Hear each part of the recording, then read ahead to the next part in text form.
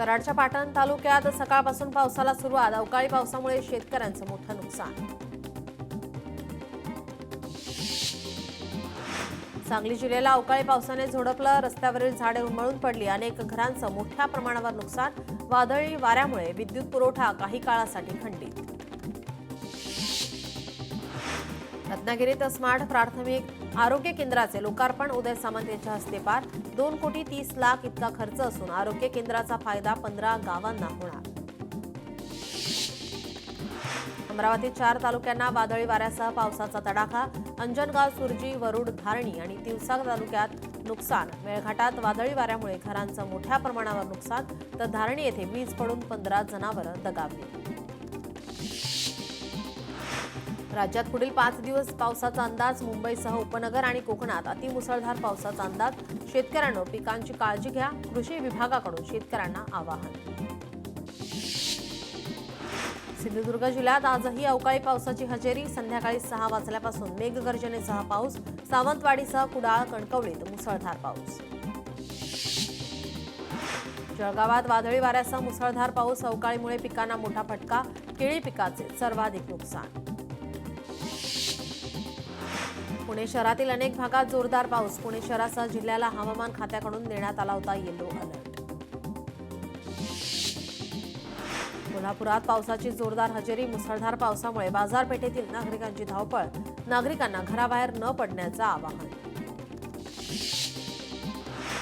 यवतमाळ जिल्ह्यात शेतकऱ्याची मान्सूनपूर्व तयारी जोरात. शेतकरी वर्ग शेती कामात व्यस्त. बैलजोडीच्या सहाय्याने नांगरणी, शेत सपाट करणे अशी विविध कामे सुरू. भारताचे परराष्ट्र मंत्री एस जयशंकर आजपासून 6 दिवसीय परदेश दौऱ्यावर. नेदरलँड, डेन्मार्क आणि जर्मनीला देणार भेट. उपमुख्यमंत्री अजित पवारांचा आज बीड दौरा. अजित पवारांच्या अध्यक्षतेखाली जिल्हा नियोजन समितीची बैठक. बैठकीनंतर अजित पवार घेणार पत्रकार परिषद.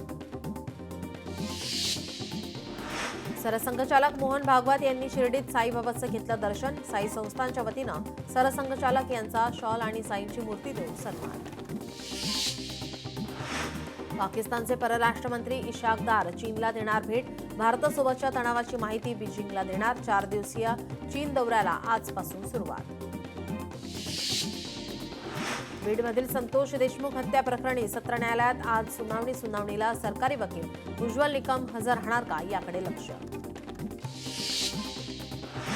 11वी प्रवेशासाठी अर्ज भरण्यास सुरुवात. पुणे जिल्ह्यात 685 कनिष्ठ महाविद्यालयांची नोंदणी पूर्ण. आजपासून ऑनलाईन अर्ज भरण्याची प्रक्रिया सुरू.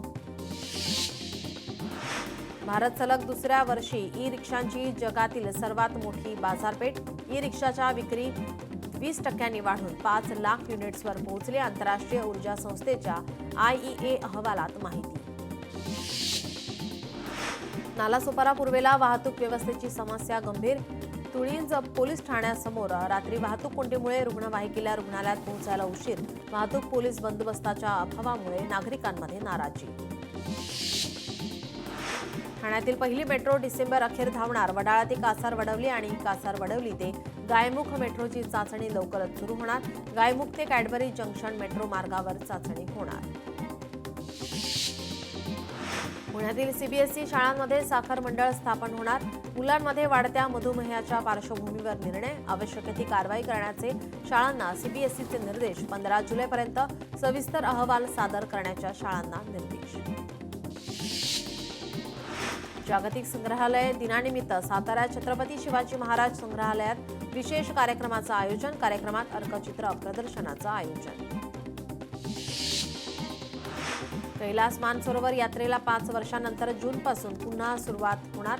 यात्रेची सिक्कीमच्या नाथुला मार्गावर तयारी सुरू. 2017 मध्ये डोकलाममधील वाद आणि कोरोना महामारीमुळे 5 वर्षांपासून यात्रा स्थगित.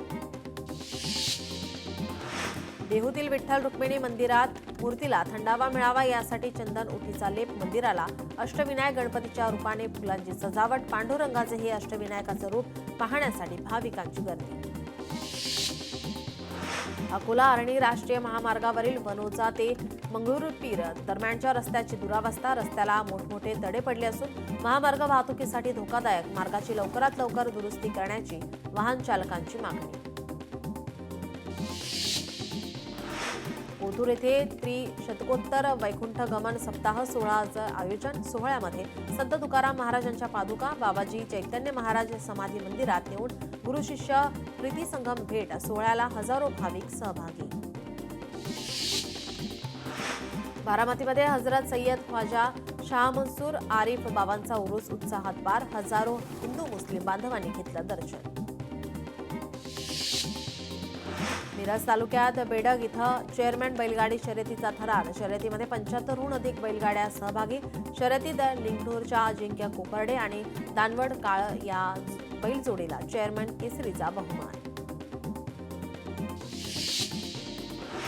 मीरा भाईंदरच्या इंद्रलोकमधील रस्ता बिल्डरच्या निष्काळजीपणामुळे कोसळला. कोट्यवधी रुपयांचा खर्च करून बांधकाम निकृष्ट दर्जाचं सुरू. संपूर्ण घटना सीसीटीव्ही कॅमेऱ्यामध्ये कैद.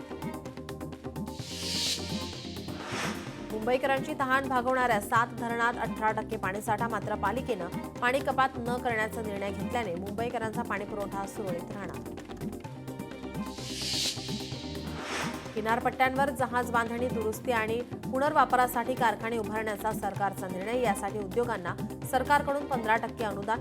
40,000 रोजगार निर्मितीचं उद्दिष्ट. सांगलीमध्ये ऑपरेशन सिंदूरचे गौरवार्थ तिरंगा रॅली. मिरजेचे आमदार सुरेश खाडे यांच्या नेतृत्वाखाली रॅलीचं आयोजन. वर्ध्यात 75 फूट तिरंगा घेऊन तिरंगा रॅली. रॅलीत राज्यमंत्री पंकज भोयर, जिल्हाध्यक्ष सुनील गफाट यांच्यासह नागरिकांचा मोठ्या संख्येने सहभाग. यवतमाळ शहरात आदिवासी विकास मंत्री अशोक उईके यांच्या नेतृत्वात सिंदूर सन्मान तिरंगा यात्रेचं आयोजन. यात्रेमध्ये नागरिक, भाजपा पदाधिकाऱ्यांसह माजी सैनिकांचा सहभाग. भारत मातेची वेशभूषा केलेल्या महिलेनं वेधलं सर्वांचं लक्ष. डोंबिवली तिरंगा यात्रेचं आयोजन. भाजपाचे कार्यकारी अध्यक्ष रवींद्र चव्हाण यात्रेला उपस्थित. भारतीय लष्कराच्या सामर्थ्यासोबत भारतीयांची एकजूट हे ऑपरेशन सिंदूरचे यश आहे, अशी समारोपाप्रसंगी दिली ग्वाही. वर्ध्याच्या कारंजा शहरात सैनिकांच्या शौर्याच्या समर्थनार्थ तिरंगा रॅलीचं आयोजन. यावेळी मोठ्या संख्येने नागरिकांचा सहभाग. रत्नागिरीच्या जगबुडी नदीपात्रात कार कोसळून 5 जणांचा जागीच मृत्यू. मुंबईच्या मीरा रोड इथून देवरुख येथे जाणाऱ्या कुटुंबियांचा दुर्दैवी अंत. पुण्यात शॉर्टकटसाठी रेल्वे रूळ ओलांडणं प्रवाशांना भोवलं. 2 वर्षात 604 प्रवाशांचा रेल्वे रूळ ओलांडताना मृत्यू. रेल्वे प्रशासनाकडून आतापर्यंत 790 प्रवाशांवर कारवाई. गडचिरोलीत अनेक नद्यांमधून अवैध वाळू उपसा सुरू. खनिकर्म विभागाकडून आता अद्याप कारवाई नाही. मोजक्याच घाटांना सरकारी बांधकामासाठी वाळू उपसासाठी आता परवाना. यवतमाळमध्ये अवैध रेतीची वाहतूक करणारा टिपर जप्त. पोलिसांनी आरोपीच्या ताब्यातून 3 ब्रास रेती आणि 5,24,000 रुपयांचा मुद्देमाल केला जप्त. भिवंडीच्या शालिमार धाब्यावर किरकोळ कारणावरून 2 गटात हाणामारी. पोलिसांकडून अधिक तपास सुरू. हाणामारीचा व्हिडिओ व्हायरल.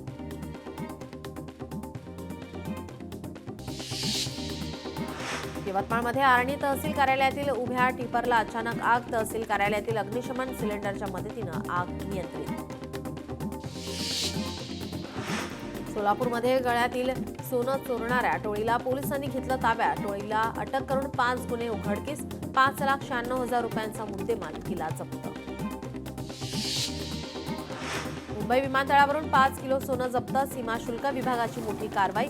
अंतर्वस्त्रात लपवून सुरू होती सोन्याची तस्करी. लोकशाही मराठी ऐका, पहा, जागरूक रहा.